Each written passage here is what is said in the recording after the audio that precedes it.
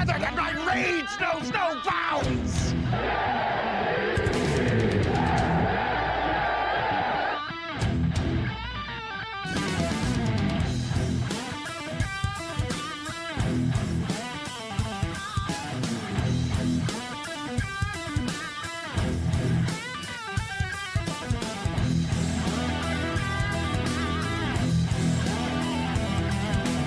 We're the freaking New York Jets, so we're built for this shit.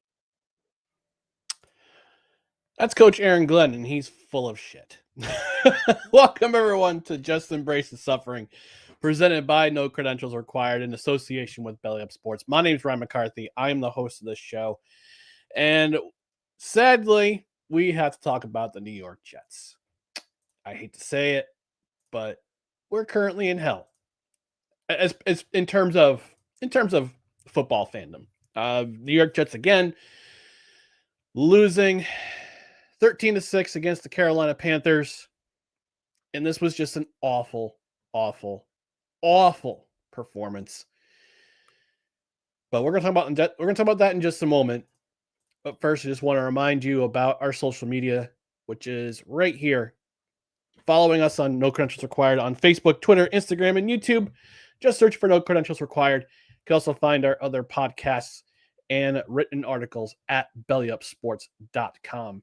On the podcast side, subscribe to No Credentials Required on your favorite podcast platform, including Apple Podcasts, Spotify, Spreaker, Amazon Music, iHeart, TuneIn, Pandora, our host, which is Podbean.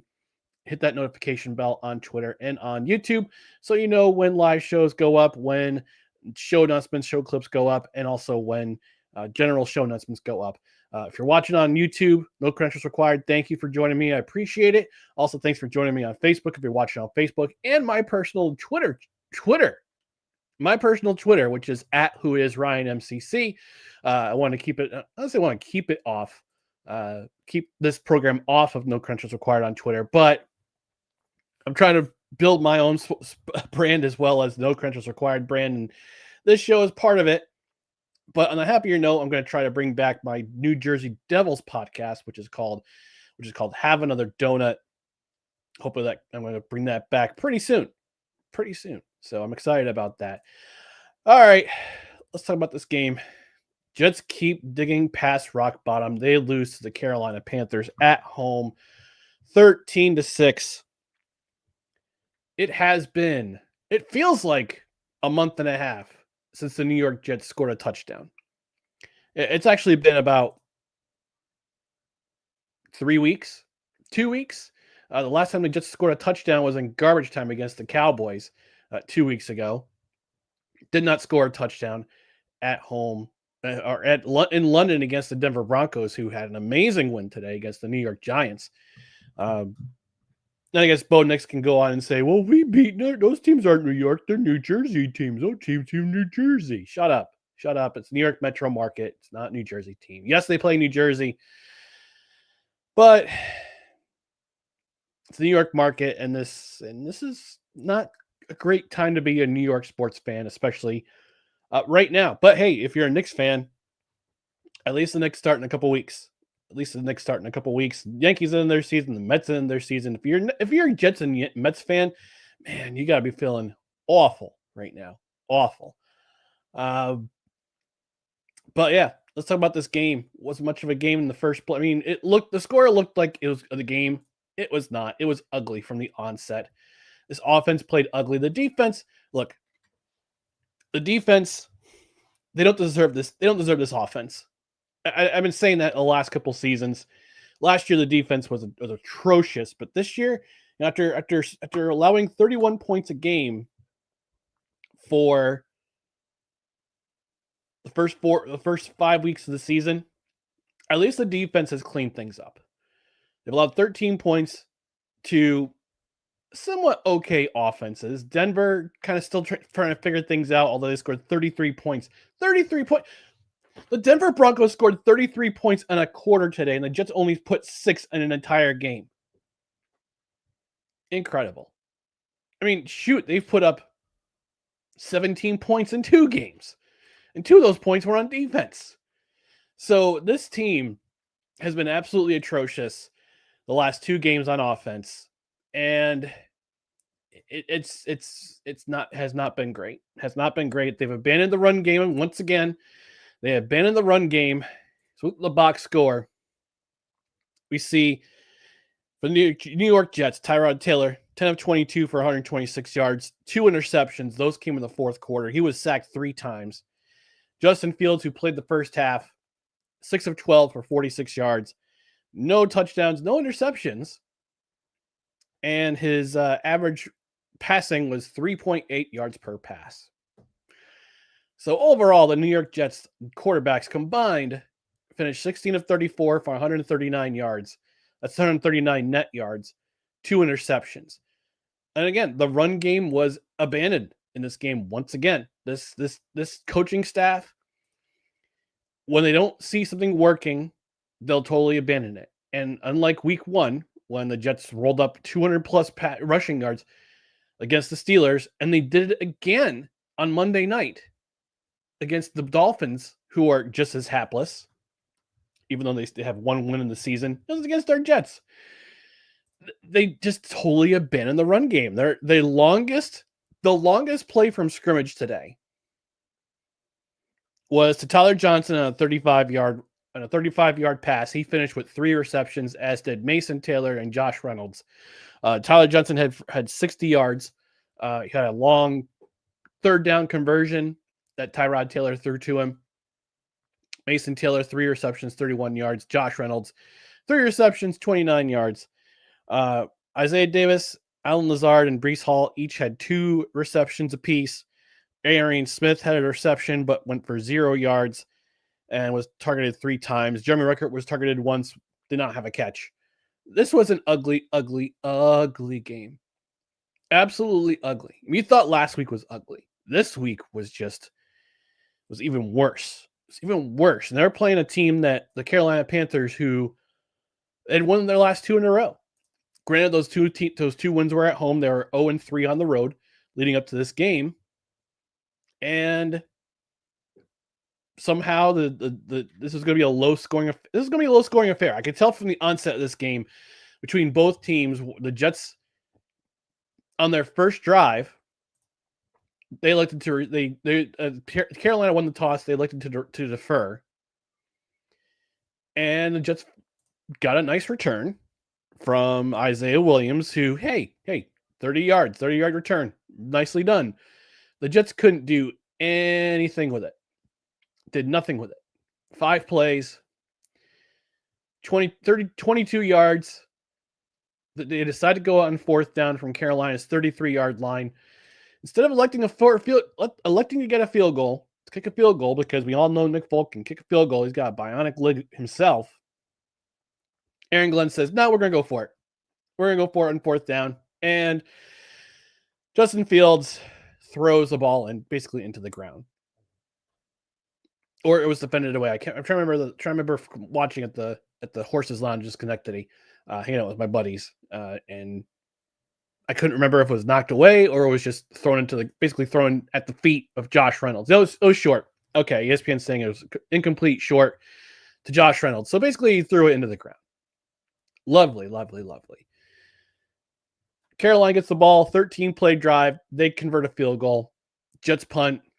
Carolina turns it over on downs. They go for 4th down from their own 41-yard line, and Rico Dowdle gets stuffed, which leads to the Jets driving down the field for 33 yards. They get inside Carolina's 20, and again, they can't convert into 6 points.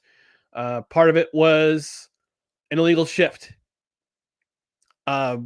which looked pretty good when Tyrod Taylor was in the game for a short time, and he, because of a personal foul penalty that was committed by the Panthers on a run, and Tyrod came in for Justin Fields for a couple of plays and that drive and couldn't do anything with it. So just kick a field goal.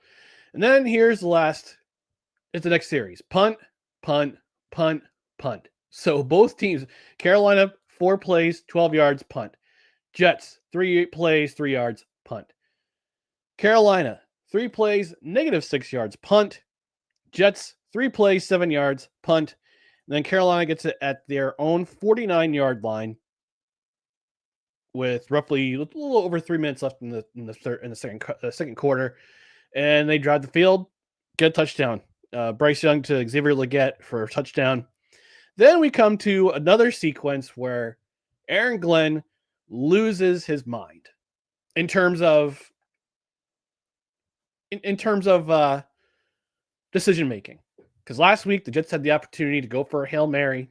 Instead, they go to the locker room and they get the ball with 1 minute 11 seconds left. Justin Fields, dinking and dunking, gets sacked twice.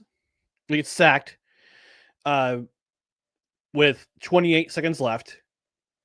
Gets a 12-yard pass to Isaiah Davis, throws an incomplete pass, and again, the decision-making of this team, of this coaching staff, it just blows my mind. Instead of trying to go for 3 or going for a Hail Mary to end the quarter, guess what happens? Justin Fields sacked to end the quarter. If you're a Jet fan, if you're watching at home, and God bless you if you were at the game today, the official attendance, according to ESPN, was 71,047. If there were glimpses of the crowd during this game, I don't think this stadium was even half full.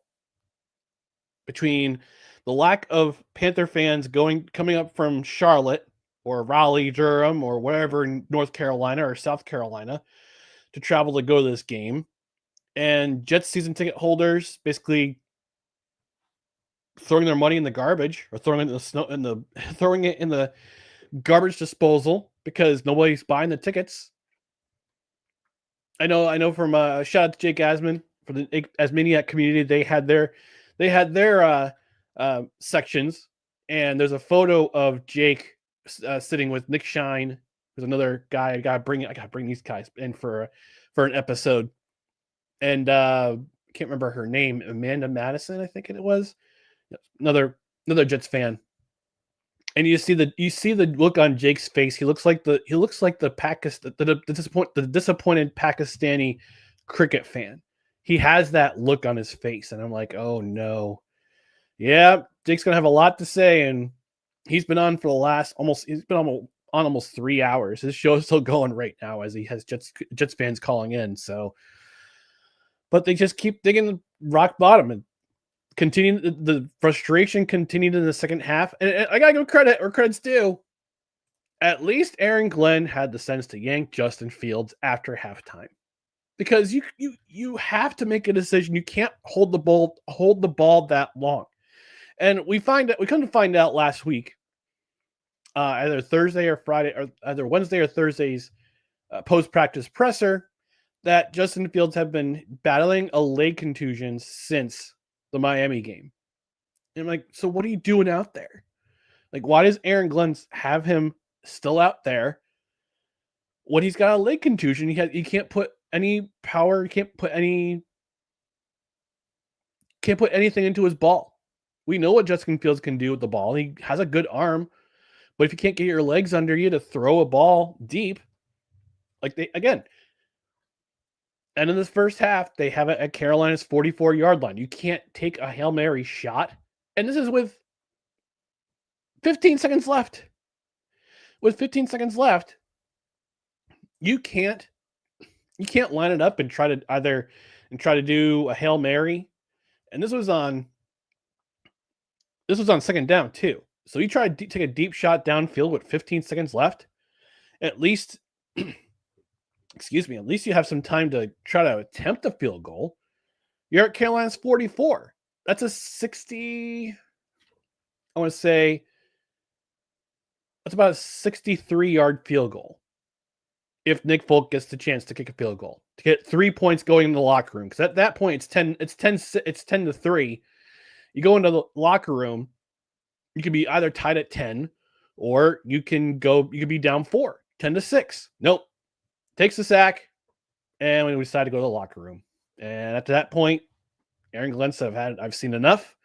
He defended Justin Fields last week when Brian Costello asked the question, Justin did not have a great game today. Have you thought about replacing him? And Aaron Glenn said, "Oh, don't talk about that, man. Don't discuss that with me, man. We'll look at that. We'll look at everything, and I'm going to stick by my quarterback." Well, guess what? Got the yank because 6 quarters, no touchdowns from Justin Fields. No touchdowns. So we go to the second half. Panthers start off with a field goal. Jets punt. Panthers punt. And then we see towards the end of the third quarter, we see the Jets try to go downfield. Try to take some shots downfield where Tyrod's taking some chances. He's throwing the ball. They complete a 20-yard pass to Tyler Johnson. That gets them within to their 42-yard line. I'm sorry, to the 38-yard line of Carolina. And you're thinking to yourself, okay, Jets got a chance here. They got a chance to go to get a touchdown. Get a touchdown and maybe make this game competitive. Make it closer than it should be. Then you saw the worst 2 passes you'll ever see attempted by Tyrod Taylor. He underthrows. First, it was the underthrow where Allen Lazard's wide open. Allen Lazard is wide open. He's going down the left sideline towards Carolina's end zone, and you see Tyrod just throw it. Tyrod underthrows Lazard. It looked like it was knocked away by Wallace from Tampa Bay or Carolina, excuse me, but it apparently it fell into the hands of Allen Lazard and he just dropped it. And we saw Lazard have so many problems with the drops last year. If he has these problems with the drops, why is he still on this team? Why is he still on this team? I mean, part of the reason why he's on this team is because Garrett Wilson was out for this week because of his injury because of the injury in London on one of the last throwing plays of the game. It's just so frustrating. And then on the next play, goes deep again. And again, the ball it looks good. It looks like a great pass. Underthrown again. Intercepted the end zone by J.C. Horn, which I got to say, J.C. Horn, great interception. Taylor's looking for Josh Reynolds in the end zone, and he was all alone. He was absolutely all alone in the end zone, but again, underthrew this ball. And wound up being intercepted by J.C. Horn. And again, J.C. Horn made a great play on the ball. One-handed interception, maintained possession, turnover. We go to the fourth quarter. And again, there's a little bit of life from the Jets. The defense showed up. All right. The Jets defense showed up. I talked about this towards the top of the show. The first 5 weeks of the season, they looked atrocious. Couldn't get a pass rush. Couldn't defend the pass. Couldn't defend the run. The last 2 weeks have been better. Had been remarkably better. Again, they looked like the 22 and 23 teams. But the defense does not deserve the offense that the offense is putting, the effort that the offense is putting on the field, which doesn't look like it's anything. It's awful. So Carolina, 11 plays, 37 yards, 37-yard drive. But at that time, Dalton's in the game. Andy Dalton's in the game because Bryce Young suffered a sprained ankle. Oh, here we go. The Turf Monster at MetLife Stadium claims another ankle because it always does, and it happens to good players. And we've had 20 players since 2020 who have lost their seasons to injury at MetLife Stadium because of that turf. But thankfully, it's just a sprain for Bryce Young, Andy Dalton comes into the game. He basically plays cleanup duty. Jimmy and Sherwood put the wood to Andy Dalton on a nice sack for his first sack of the season. They forced the Panthers to punt, and Jets again. They're trying to do things. 35-yard passing play from Tyrod to Ty Johnson. That's the longest pass play longest play of the game. 35 yards. The 35-yard passing play. We got a penalty. We see some passes. We see incompletions. They decide to go for 3. Nick Folk kicks the field goal. They get within 7. All right. Just figured, all right, got a chance. If the Jets can salvage, they can get a 3 and out. If they can get a 3 and out with less than 5 minutes remaining, they got a chance. Instead, once again, Tyrod Taylor looking for Josh Reynolds, underthrows Reynolds, and he's throwing in J.C. Horn's direction. And J.C. Horn, if you throw in his direction, he's going to do one of two things. He's going to bat it away or he's going to pick it off. And he picks it off. Now, again, the Jets defense is still fighting. They're trying to get the team back in the game. Force another 3 and out. This time with 2:56 left in the game. They force a 3 and out. And then the Jets offense go in there. And 3 and out for them. Sack, 7-yard pass, incomplete pass, punts the ball. They punt the ball, and then Dalton puts up a really nice pass to Xavier Leggetti, who catches for 33 yards. That's the game. And again, offense looked slightly better. Slightly. I say slightly. And I say that with a grain of salt because they can't put up any points. They have not scored a touchdown since garbage time of that Cowboys game. They have not scored a first half touchdown since the Pittsburgh game, the game against Pittsburgh. This Jets team has led a grand total of 15 minutes in 7 weeks. 8 of those minutes were in week 1 against Pittsburgh, where it looked like they were going to be a competent offense for the first time, and I can't tell you how long. But ever since then, they've fallen off the map. They were out of the game against Buffalo. They were terrible then. Ever since that game, they were terrible against Buffalo. They were terrible up until 1 minute and 41 seconds left against Tampa Bay when Will McDonald had that miracle blocked field goal and run back for a touchdown. Then they lost that game because they lost too much time on the clock for Baker Mayfield to do stuff. Arguably, you could say they were in the game against the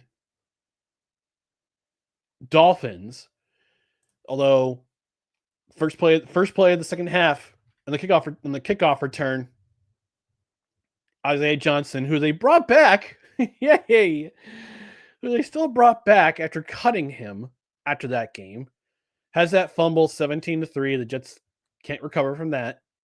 Tried to get it in, tried to win that game on Monday night, and it just was again just awful. And they have not scored a touchdown. Again against the Cowboys, they're totally outclassed against a team that is bereft of offensive linemen right now. At that time, was bereft of offensive linemen. Couldn't do anything against them. And then against the Broncos, you have as many sacks as Justin Fields made incompletions for negative 10 yards. And in this game, they just looked absolutely lifeless. At least the defense is looking like the defense we're accustomed to seeing. And this team has too much talent to be this bad. And they're 0-7. And a lot of it it's all about the coaching. I'll say here and now, again, I give credit to Aaron Glenn for identifying that Justin Fields was not great. And he yanked him. Not that Tyrod Taylor did much better. Because again, those 3 passes that were incredibly underthrown, that were either dropped or picked off. And you got to put more air under it, or you got to let your receiver run. Gotta let your receiver run to the ball. Throw to your receiver and let him get under the ball.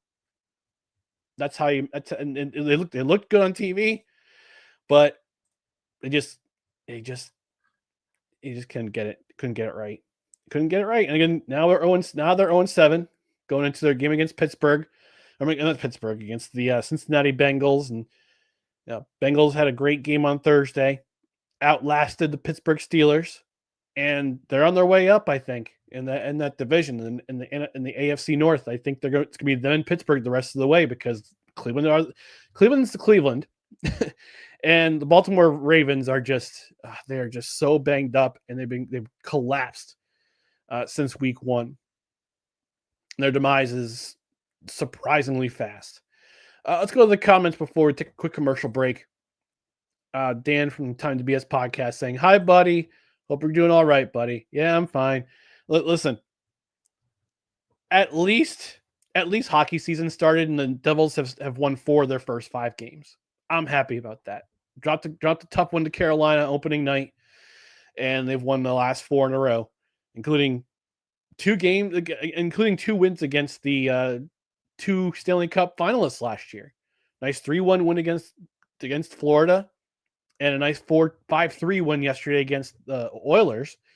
Although the score was deceptive of what the game actually was, and it was Devils playing really dominant hockey, playing really well defensively. Jack Hughes contributed. Connor Brown, who they picked up from the Oilers in free agency, he contributed.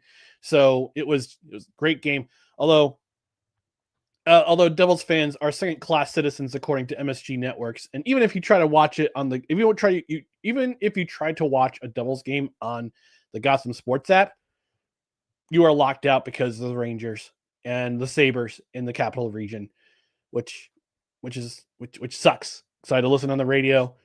I get told, you get a VPN and watch it on ESPN Plus. No, you can't even watch it. You can't even watch it on ESPN Plus with a VPN.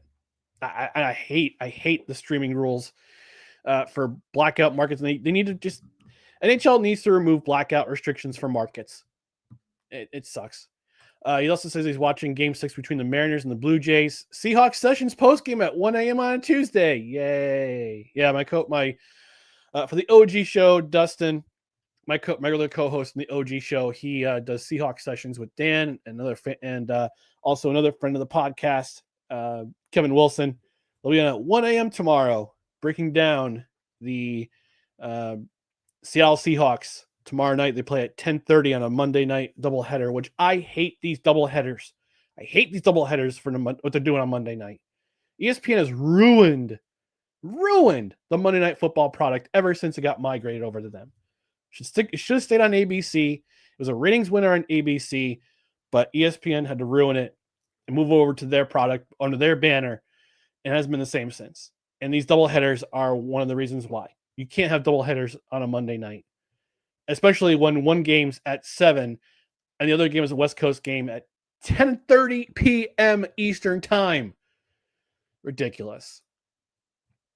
Kevin is asking me, but different Kevin, asking me, yes, but who is the next quarterback up for the Jets? Who's the next quarterback for the Jets? So the roster goes like the roster goes like this. Justin Fields is a starter for now. Tyrod Taylor is a backup for now. And their third quarterback, who's on the practice roster because they won't activate him as an emergency quarterback, is Brady Cook, who is an unrestricted free agent, who's an undrafted free agent in this year's 2025 draft. He was an undrafted free agent signed with the Jets. So right now, if there's injury, it's Tyrod Taylor, and if something happens to him, Brady Cook. And I say at this point, let Brady cook. Let him be the quarterback. Let's see what he can do. Dan, I mentioned the negativity and not the negativity, but the woes for New York sports fans. And Dan saying, as an Isles fan, I'm optimistic. Yeah, Isles looking good right now. Islanders looking good. Snowman checking in saying, hey, Snowman checking in. Yes, I see that Snowman. He's doing a live stream. He's covering his 49ers and the Falcons. USA always traveling more, saying after so many years, 20 years season ticket season ticket holder that ended in 2010. I gave up after the 2015 season. Never been happier. Jets will never win anything. Always zero life. There's no effort to improve in that market. As long as tickets are sold out, TV contracts are satisfied, never will see any real improvement. And he says, he or she that says, I have been watching this team since the mid 80s. Never any real change without a real coach. I'll talk about that coming up a little bit later. And Kevin Wilson says, what is happening with Fields? I know what's happening with Fields. Fields is battling a leg injury, and the Jets have coaching staff for whatever reason have deviated from the game plans they've had in the first 4 weeks of the season, and they've totally abandoned it because they can't seem to run the football anymore. And they're not utilizing their second best, although coming into this season, Breece Hall was their best offensive weapon, both rushing and receiving. And they're underutilizing him, which is an offense. An offense. It's offensive that they're not utilizing him more. And I find it embarrassing that they're not going to utilize him more. They're completely abandoning him. I think part of it might have to do with the Braylon Allen injury. Braylon Allen is pretty much gone till December. And you got Isaiah Davis as a backup, but he's not getting many carries either as his backup. So I think part of it is the Braylon Allen injury, and they're deviating from what they had in their game plan against Pittsburgh and against Miami when they rolled up over 200 yards rushing against both teams and still lost, by the way. So they're not utilizing Justin Fields' strengths, which are using his legs. Using his legs to get outside the pocket, create some plays. And I said at the beginning of the season when I signed him in March, I said, this kid's never been coached up. And again, it comes down to coaching.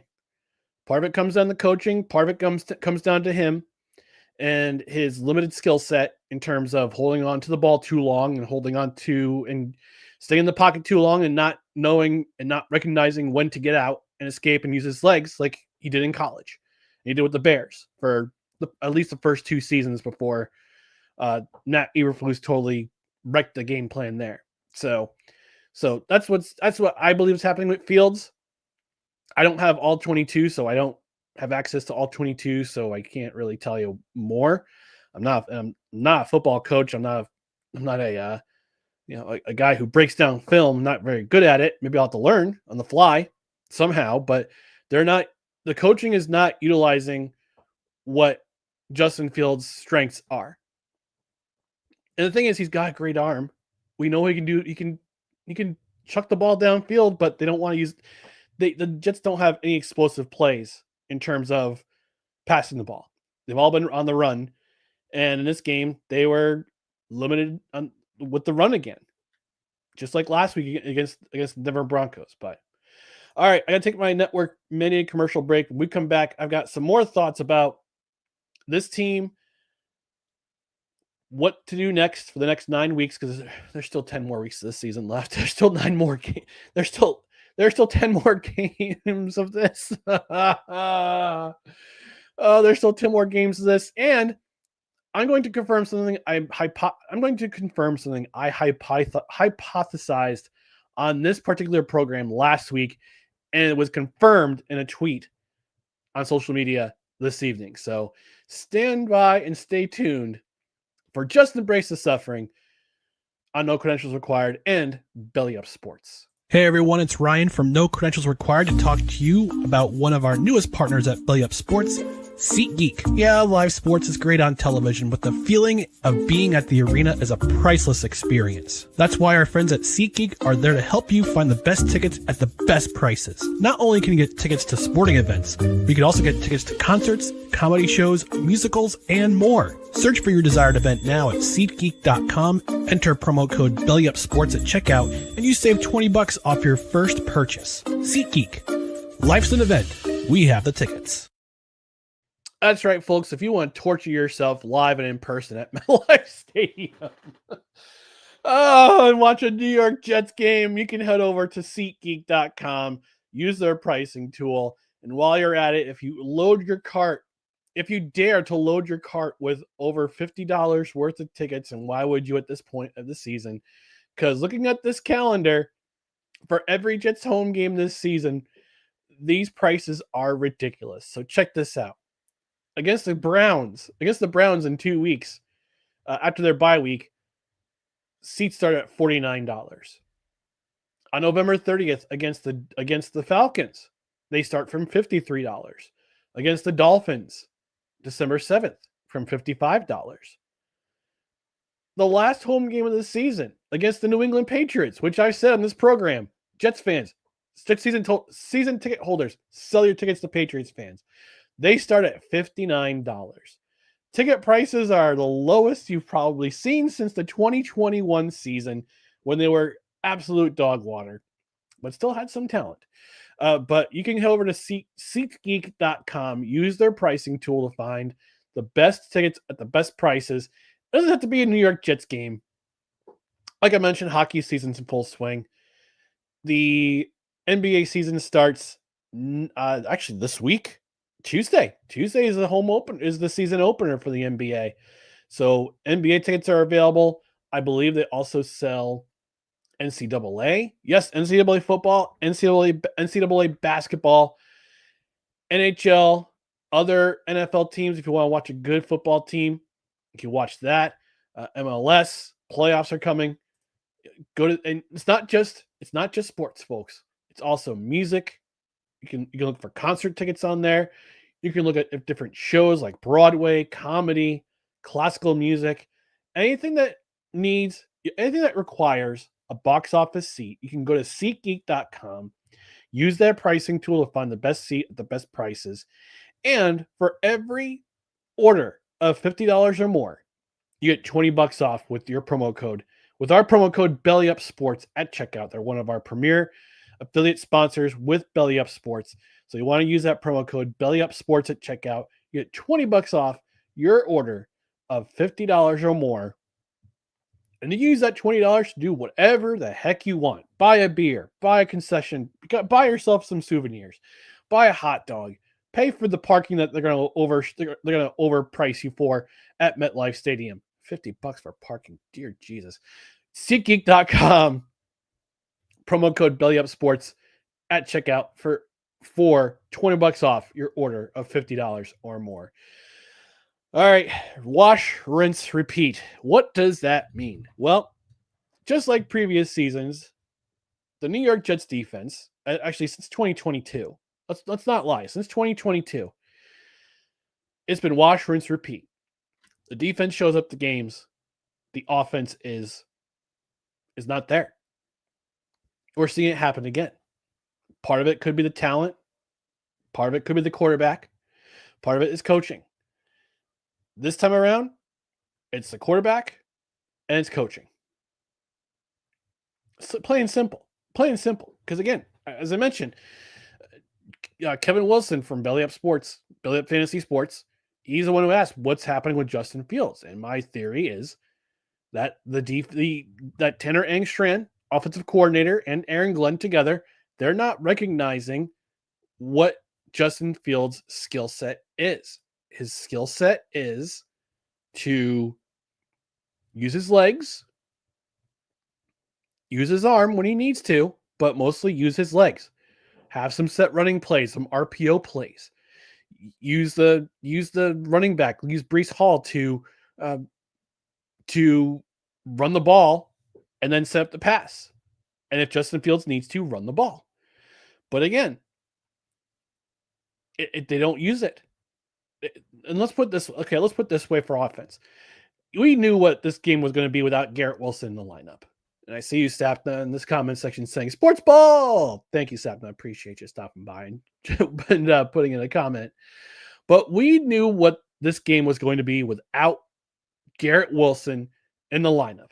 And we're going to see it again next week in Cincinnati. God bless every Jets fan who is making a 10, 12-hour drive out to Cincinnati on the border of Kentucky to watch this garbage team play offense without Garrett Wilson for a second consecutive week, because Darren Muji and Aaron Glenn did not do their due diligence in the offseason and sign or draft a number 2 receiver.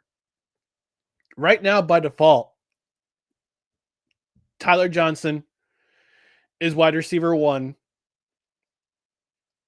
and Josh Reynolds is wide receiver 1A, and wide receiver 2 is a mix of Mason Taylor and Breece Hall, if they decide to utilize Breece Hall's pass catching ability out of the backfield. And they have not the last 2 games. Absolutely have not done the last 2 games. They have not done this since week 1. And week 1 was a revelation. It was an absolute revelation. I thought this was going to be the offense we're going to see all season, where they go out and punch you in the mouth, like the Rex Ryan days, the ground and pound offense with Thomas Jones and Sean Green. That offensive line paving the way for that New York Jets team, for that New York Jets run game, and then utilizing the pass when they need to with Mark Sanchez and Braylon and Braylon Edwards catching passes, and a little bit later Santonio Holmes, and then using Dustin Keller as your tight end, as your safety valve, and sprinkling in a little bit of other receivers and other receivers in there.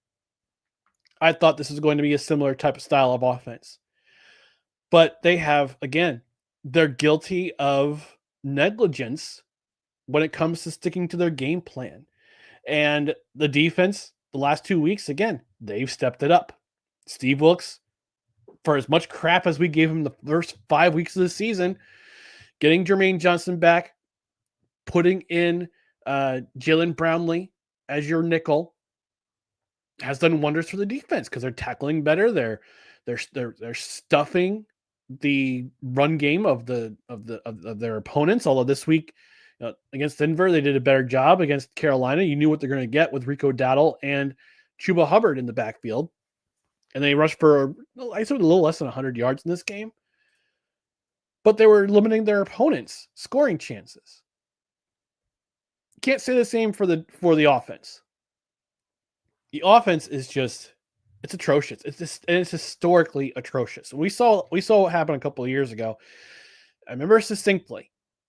In 2023, the Jets were playing a Sunday night game in Las Vegas.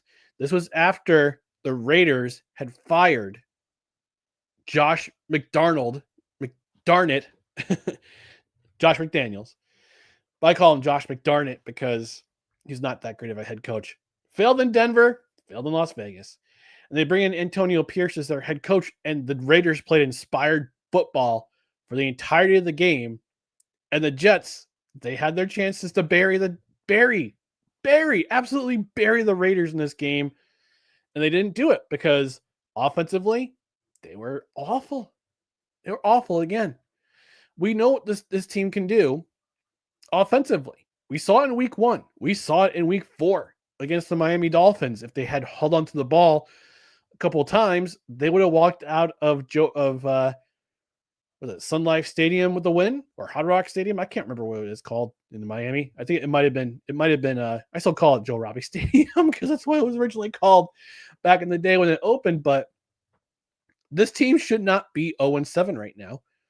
This team should be at worst 2-5, at best 4-3, because they had chances to win, but their offense couldn't hold on to the ball.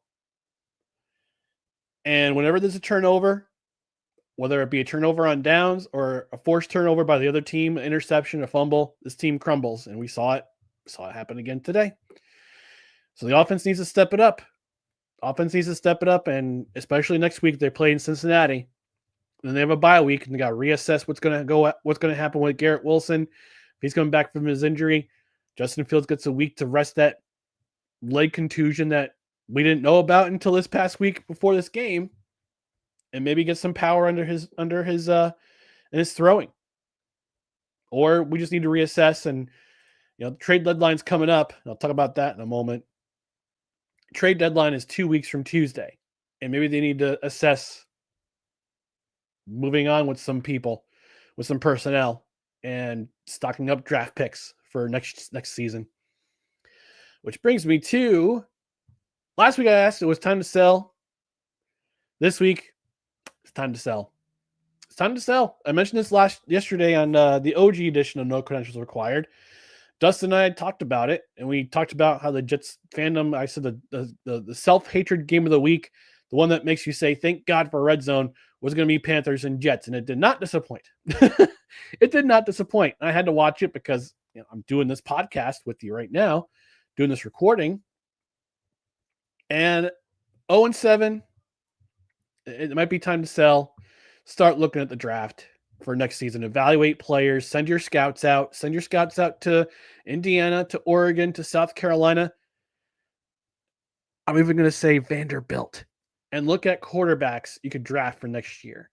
Now, while there is no total real consensus as to who the number one pick in the draft is going to be, some are saying Francisco Mendoza is really, really putting his mark on the season, especially if Indiana can win a national title or go to the college football playoff and host a playoff game and get deep into that playoff. And we saw Curt Cignetti, congratulations to him, sign that 7-year extension for $90 million guaranteed as the highest paid employee in the state of Indiana. Good for him for coming over from James Madison University and rebuilding that program and doing everything right. And he's helped develop a quarterback this season. Now, granted, Francisco Mendoza is a 1-year starter. Last year, Curtis Rourke was the starter at Indiana University. This year's Francisco Mendoza.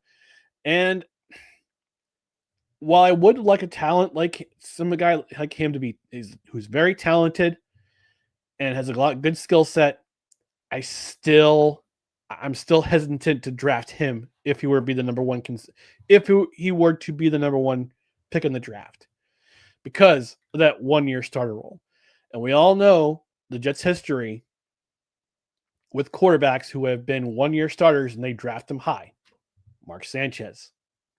Remember what happened to him? Great first 2 years, and then everything fell apart after that. Sam Darnold had 2 years at USC, but his second season at USC wasn't spectacular. He was plagued with an offensive line that couldn't protect him, and he was plagued with an offensive line that couldn't protect him in his first 3 seasons as a New York Jet. And we saw the same thing with Zach Wilson.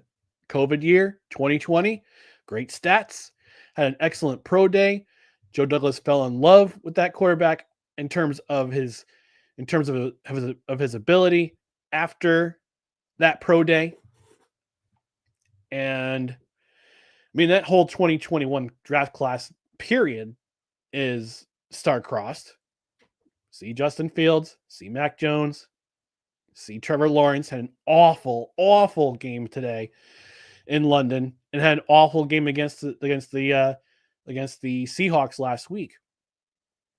But I'm hesitant to draft a quarterback who has had 1 starting season under his belt because I know the history with this team.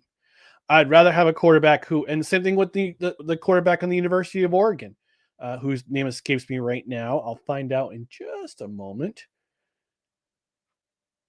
University of Oregon. I know it's Dante Moore. Bo Nix was the quarterback last year, or maybe it was 2 years ago, with University of Oregon. Dante Moore, 6'3", 205, plays quarterback, has great numbers, but again, I don't know what kind of talent he would look like in the NFL. I don't know who to compare him to because we're not at that point in the season yet. Then you got Sellers at the University of South Carolina, who a lot of Jets fans are in love with, but I remember he got hurt in the game against Vanderbilt. So who do you look at? Yeah, Lenore Sellers, another guy, 6'3", but he's a big guy, 240 pounds. He's a solid dude. but his numbers aren't very sexy. And he's only a sophomore. He's only a sophomore. So again, first year guys, I'm hesitant to draft. But the one guy I'm looking at, and this is going to sound very, very out there, this is going to come out of left field.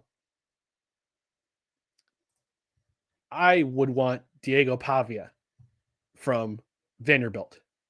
2-year starter. He's a 3-year starter because he started the season at New Mexico State. Then he transferred to Vanderbilt. Had a great season last year with the Commodores. Having a great season this season with the Commodores. They just beat LSU for the first time in over 30 years at home, and they were favored in that game. They were, I think they were favored in that game if I remember correctly. But Diego Pavia reminds me of Baker Mayfield. He reminds me a lot of Baker Mayfield, and he's a little bit. I think he's a little bit bigger. Actually, he's the same size. He's the same height as Baker Mayfield, but he's got that dog in him. He's got that absolute will to win in him. Yes, but he's also mobile, and he's got that. He's the guy who's going to pull up his teammates and look at every single one of them and say, "We're going to win this. We're going to win this effing game." I don't care. I have to give my left arm, my left leg. I'll give my entire body. I just want to win this game. And right now, Vanderbilt, I don't know what I don't know what the standings are. The rankings haven't come out just yet. But they're number 10. Nope, they're number 10. They've risen 7 places, and they're currently number 10 in the nation. They're in the top 10, I think, for the first time ever, which is insane because LSU was number 10 coming into this game, and Vanderbilt was number 17. But that's a guy who I would love to look at. I would love that. Now, do we trust Aaron Glenn to develop this quarterback, seeing how this offense has performed the last 2 weeks? I'd say the last 3 weeks with Justin Fields under his belt. That's debatable. I'd say right now, I'd say no. I would say no. And if we fast forward to January X, I'm trying to remember when the season exactly ends. I know it's January. Oh gosh. Yeah, 12/28. So we're looking at Monday, January 5th, 1-5. That's Black Monday. That was Black Monday because that's when teams make the determination after a bad season whether to let go of their head coach or not. And Zach Rosenblatt from The Athletic wrote an article this week saying that Woody Johnson has been on the record, got on the record saying Aaron Glenn's going to be my head coach for the rest of this season. And we may give him a year, and we're probably going to give him a second year to prove himself. But if the Jets go 0-17 this season, which right now, I look at the schedule, there is no win on this schedule. No, I don't think even Cleveland is a win on this schedule. Maybe the Dolphins in week 14. Maybe. And maybe the Saints in week 17 or week 16. But will those 2 wins sink the Jets' chances of getting a quarterback in the draft? I don't know. I don't know. But right now, if I were GM, if I were Darren Muji and I'm talking with Aaron Glenn, I'm sending out all my scouts to SEC and Big Ten schools and ACC schools. And I'm scouting quarterbacks. I would look, if I'm a scout, I'm looking at Darren Muji and Aaron Glenn saying, I would like this kid out of Vanderbilt, Diego Pavia. He reminds me a lot of Baker Mayfield. He reminds me a lot of that undersized guy who has a chip on his shoulder and will do anything to win. Will do anything to win. Let's take him first overall. It could happen. I mean, Pavia was a late round selection in terms of future projections for this year's draft. And now that he's possibly a Heisman contender right now. with the season he's having for Vanderbilt. And if they win out and they go to the college and they win the SEC and they win the college football play and they go to the college football playoff, which for Vanderbilt school, who I would say 3 or 4 seasons ago, they were doing construction on the football stadium while the games were going on. That's how much Vanderbilt cared about the state of the football team. And now the stadium's complete. Fans are coming in. The upset win last year over Alabama. And it's built upon that. And now they're top 10 in the nation. And they could be in the discussion for SEC championship. He'll also be in discussion for a national playoff, a college football playoff spot. They just have to win out. And Diego Pavia is the main reason why they're going to do it. I think they could do it. So for my money, I'm taking Diego Pavia as my quarterback of the future. Call me crazy, but that's my reasoning. That's my reasoning. I can't trust the first or second year starter, and Pavia's been a starter for 3 seasons, and he knows how to win. And I think he can do it at the NFL level, as long as a certain owner doesn't screw it up. And I talked about this last week on this show about when the insane devotion of our fan base is going to be rewarded by this ownership and by this ownership group. Well, it's really this owner, this family of who is the owner. And it was confirmed. I said one of 2 things. Either Woody is too cheap to bring in an established coach, and that's why he's always hiring first-year coaches, like coordinators who have been successful, but they can't seem to get their footing right in terms of success as a head coach. You know, we saw it. He did hire Rex Ryan, and he and Mike Tannenbaum had a great relationship together. They put together a team, although you could argue it was Eric Mangini's team, but Rex Ryan was the guy who came in and kicked ass, took names, and said, "We're going to win some freaking football games and go to the Super Bowl." And for the first 2 seasons, yeah, they did that together. Then they brought in Todd Bowles, first-time head coach. You brought in Adam Gase, which was one of the biggest mistakes in Jets coaching selection history. That wasn't even Woody's fault. That was Chris Johnson's fault, his brother, because Woody at the time was serving as the ambassador to Great Britain for Donald Trump's administration. And they after that, they fire Adam Gase, and they bring in Robert Saleh, who, they couldn't quite get over 500 in the first 2 seasons, and then they bring in Aaron Rodgers, and we saw what happened there. Saleh gets canned in week 5. After week 5, Jeff Ulbrich took over, not much better. Then they bring in Aaron Glenn, who was a Jets great. Who was a Jets all-time great. Not gonna knock him for that. But after 7 weeks of the season, it just tells me that this was a bad hire. Another bad hire by Woody Johnson. And I said one of 2 things is this ownership is one of 2 things. Either they're cheap, that's why they bring in first-time head coaches and not bring in an established coach to run this team, or their ego is so large that they don't want to be they want to have the biggest ego in the room. I put ego in quotes because you kind of know what I was gonna say, but I'm censoring myself. In the locker room, he wants to be the biggest guy because he's rich in the locker room, and it's confirmed. It's confirmed in a tweet that was sent out by NYJ Matt, who said, and I'll share the screen I'll share my screen. And I'll read the tweet, which says, "Jet Scoop, this is not a bit and actually a real story. In 2024, Jets had food trucks at practice each Friday in 2024. Woody cut costs and stopped it. Rodgers decided to pay roughly $10,000 out of his own pocket for these food trucks.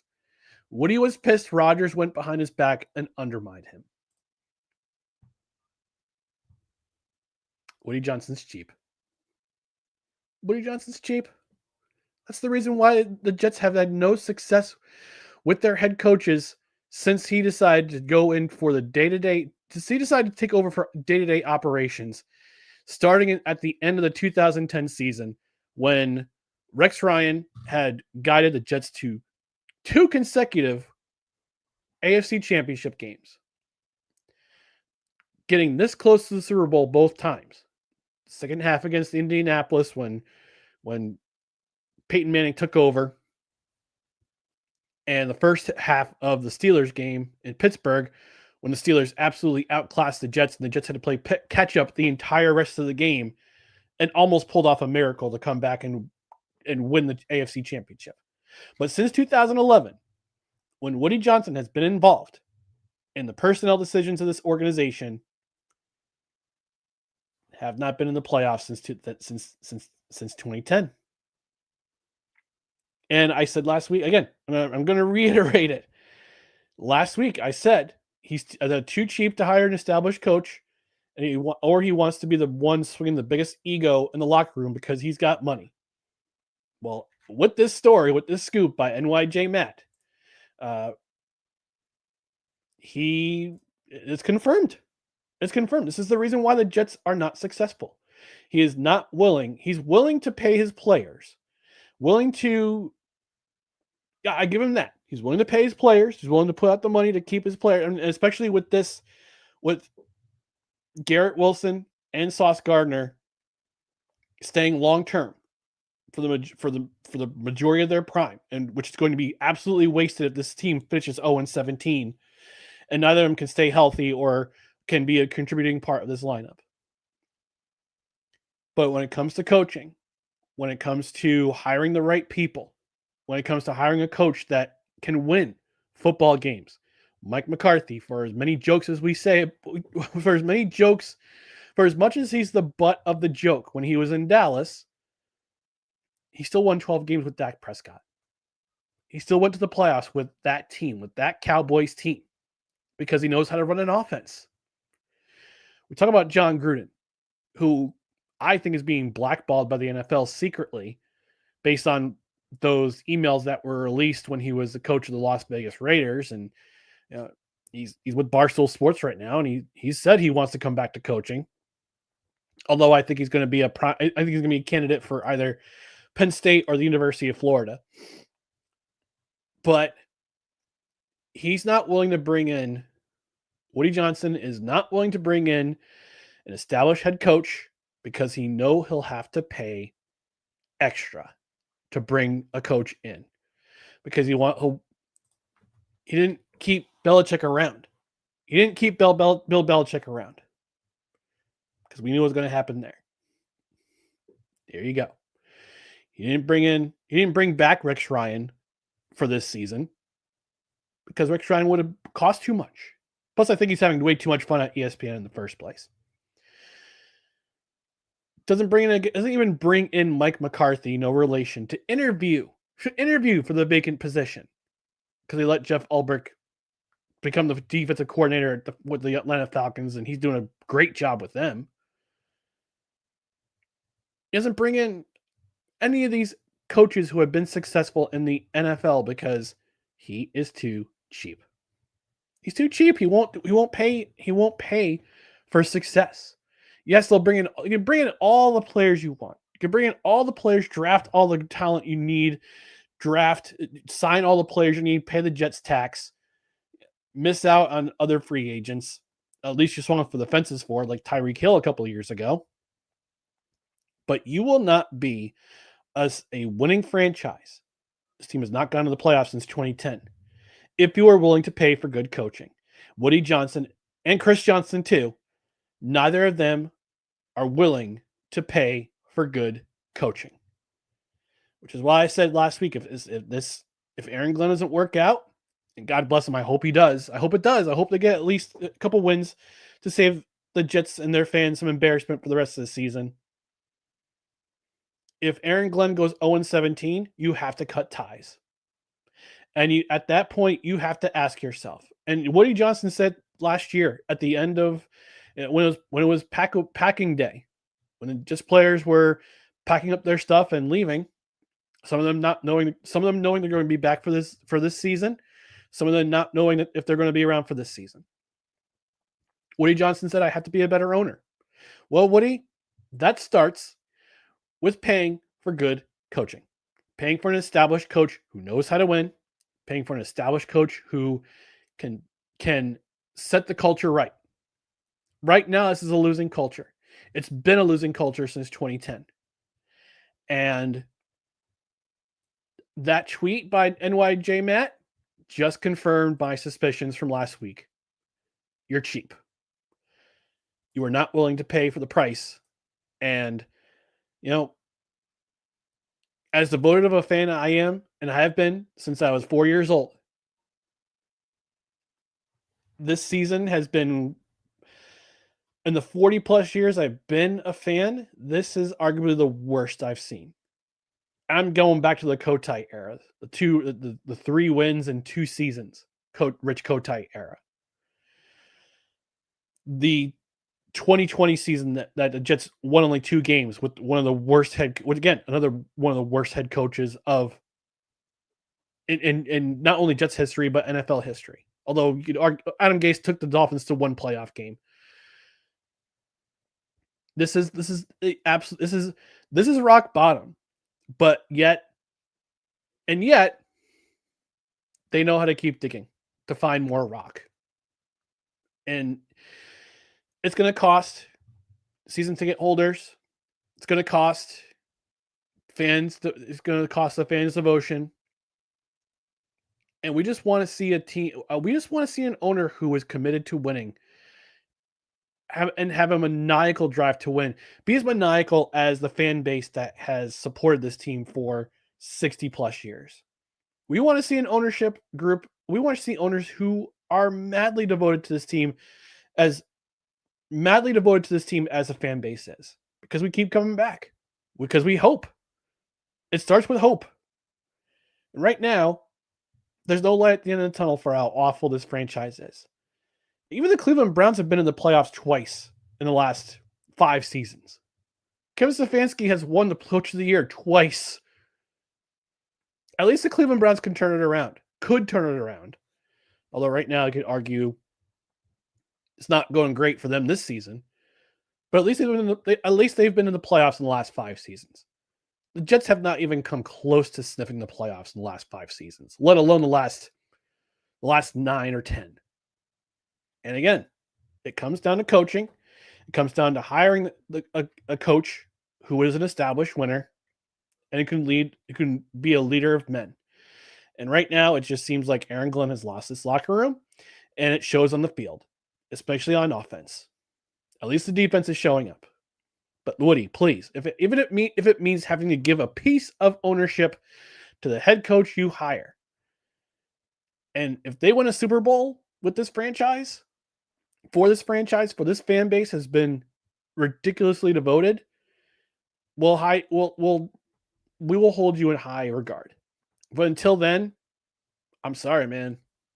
It's not worth me taking 3 hours out of my Sunday, sometimes Monday, sometimes Thursdays, and even maybe even a Saturday, to sit and watch this team stink it up and make me lose hope because you're not willing to pay the price, not willing to open up your checkbook and bring in an established head coach who can establish a winning culture today.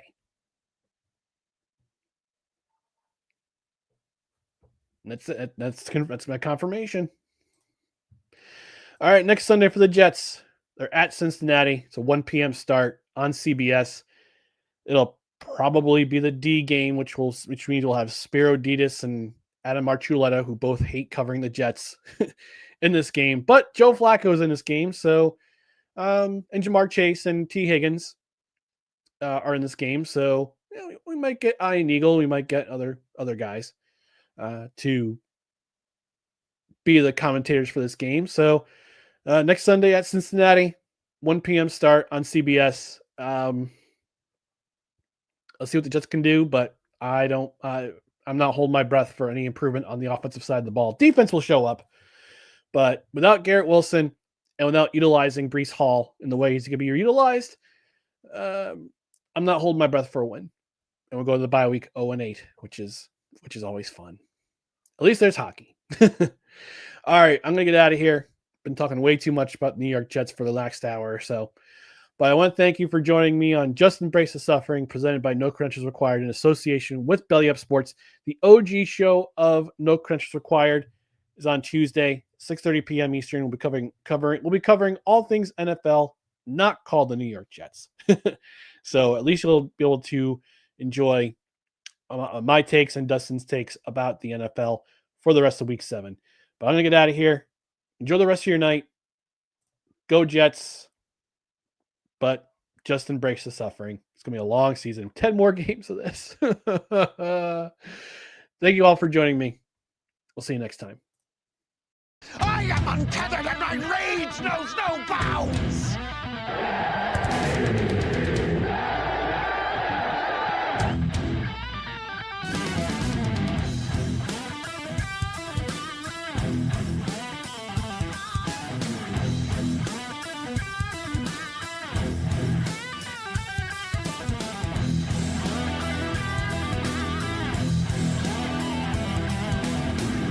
We're the freaking New York Jets, so we're built for this shit.